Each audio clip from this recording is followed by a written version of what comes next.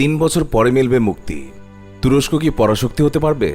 প্রথম বিশ্বযুদ্ধে পরাজয়ের পর ব্রিটেনের নেতৃত্বে মিত্র শক্তিগুলো তুরস্কের সামগ্রিক উন্নতি রোধ করার জন্য বিবিধ অন্যায় এবং অপমানজনক নিষেধাজ্ঞা আরোপের সঙ্গে সঙ্গে তাদের পরিচয় পর্যন্ত বদলে দেয় 1923 সালে সম্পাদিত লুজান চুক্তির মাধ্যমে। তৎকালীন বিশ্বে অন্যতম পরাশক্তি ওসমানী সাম্রাজ্যের উৎখাতের ব্যবস্থা করা হয় এই চুক্তিতে, এবং তুর্কিরা যেন পরবর্তী 100 বছরে নিজেদের হারানো গৌরব পুনরুদ্ধার করতে না পারে সেটাও সুনিশ্চিত করা হয়। 1923 সালে সম্পাদিত চুক্তির মেয়াদ শেষ হচ্ছে 2023 সালে। তুরস্ক মুক্তি পেতে যাচ্ছে অনেক বিধিনিষেধ এবং নিষেধাজ্ঞার হাত থেকে। তারপরে কেমন হতে পারে তুরস্কের ভবিষ্যৎ? প্রথম বিশ্বযুদ্ধে মিত্রশক্তির কাছে পরাজয়ের পর পশ্চিমা বিশ্ব, বিশেষত ইউরোপের বহুকালের শক্ত প্রতিদ্বন্দ্বী ওসমানী সাম্রাজ্যের উৎখাতের সুবর্ণ সুযোগ চলে আসে তাদের হাতে। 1923 সালে সুইজারল্যান্ডের লুজান শহরে সম্পাদিত চুক্তিতে তারা তুরস্কের ওপর ইচ্ছেমতো অনেক অন্যায় শর্ত চাপিয়ে দেয়, যা সুনিশ্চিত করে যে তুরস্ক 100 বছরের মধ্যে তাদের সামনে মাথা উঁচু করে দাঁড়াতে সক্ষম হবে না। এই চুক্তি এককভাবে তুরস্কে ইউরোপে পঙ্গু রাষ্ট্রে পরিণত করে। প্রথমে দেখে নেওয়া যাক এই চুক্তির শর্তসমূহ। ওসমানী সাম্রাজ্যের পরিসমাপ্তি। ওসমানী সালতানাতের সব উত্তরাধিকারকে নির্বাসিত করা হয়, কাউকে গুপ্ত হত্যা করা হয়, অনেকে নিখোঁজ করা হয়, তাদের সম্পদ বাজেয়াপ্তও করা হয়। এইভাবে খিলাফতের শেষ চিহ্ন পর্যন্ত মুছে ফেলা হয় তুরস্ক থেকে। ওসমানী সাম্রাজ্যের বিভাজন এবং অনেক নতুন রাষ্ট্রের আবির্ভাব। 1521 খ্রিস্টাব্দে ওসমানী সালতানাতের আয়তন সর্বোচ্চ হয়। এই সময় তার আয়তন ছিল 34 লক্ষ বর্গ কিলোমিটারের বেশি।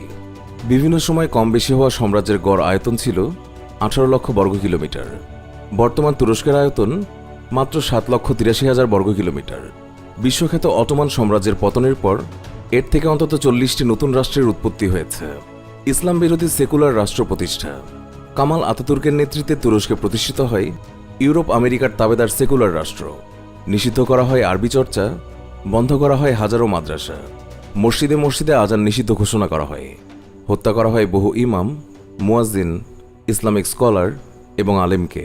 ওসমানী সালতানাতে মূলত 2টি ভাষা প্রচলিত ছিল, একটি আরবি এবং অপরটি ফার্সি। সাম্রাজ্যের বর্ণমালাকে আবজাদ বলা হতো, যা ওসমানী সাম্রাজ্যের ভাষা বলে পরিচিত ছিল। তাদের রাষ্ট্রীয় ভাষার পরিবর্তন ঘটিয়ে সেখানে প্রচলন করা হয় ল্যাটিন ভাষার। এইভাবে রাতারাতি একটি জাতিকে ফেলে দেওয়া হয় অক্ষরজ্ঞানহীন, পরিচয়হীন একটি অন্ধকার কূপে। তুরস্কের প্রাকৃতিক সম্পদ অনুসন্ধান এবং আহরণের উপর নিষেধাজ্ঞা।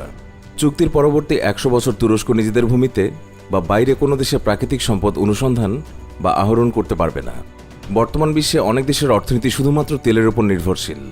সেখানে তুরস্ককে তেল উত্তোলন করা থেকে সম্পূর্ণ বিরত রাখা হয়, ফলে তুরস্ক নিজেদের প্রয়োজনে সব রকম জ্বালানি আমদানি করে দেশের বাইরে থেকে, যা তাদের অর্থনৈতিক উন্নতিতে প্রধান অন্তরক। বসফরাস প্রণালীর আন্তর্জাতিকরণ।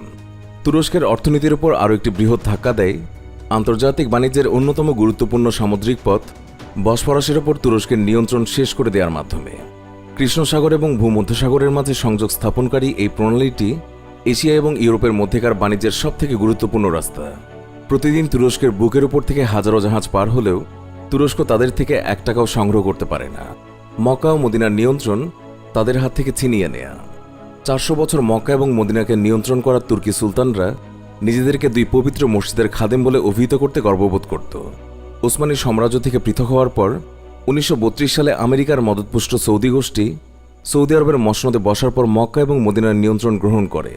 তুরস্কের বাসিন্দারা আজও হজ এবং ওমরা করার সময় মক্কা মদিনায় কেঁদে কেঁদে দোয়া করে যে, ইয়া আল্লাহ, আমাদের ক্ষমা করো, আমাদের উপর তোমার অসন্তুষ্টি শেষ করো, আমাদেরকে আবার মক্কা মদিনার খাদেমের মর্যাদা ফিরিয়ে দাও।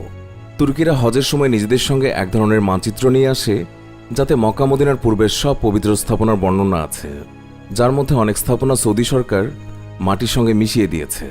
তারা নাম নিয়ে নিয়ে সেই সব জায়গায় সাহাবীদের কবর জিয়ারত করে। 2023 সালের পর তুরস্ক যা করতে পারে, তুরস্ক হয়তো আবারও ফেরাতে পারবে না ওসমানী সালতানাতের সেই সোনালি দিনগুলো, তবে তারা যে আস্তে আস্তে সেই দিকেই যাবে তা এক প্রকার নিশ্চিত। তুরস্ক সেই উদ্দেশ্যেই তাদের জনগণ সহ সমগ্র মুসলিম উম্মাকে সালতানাতে ওসমানিয়ার গৌরবময় দিনগুলো সম্পর্কে ড্রামা সিরিজ, চলচ্চিত্র ইত্যাদির মাধ্যমে অবহিত করছে।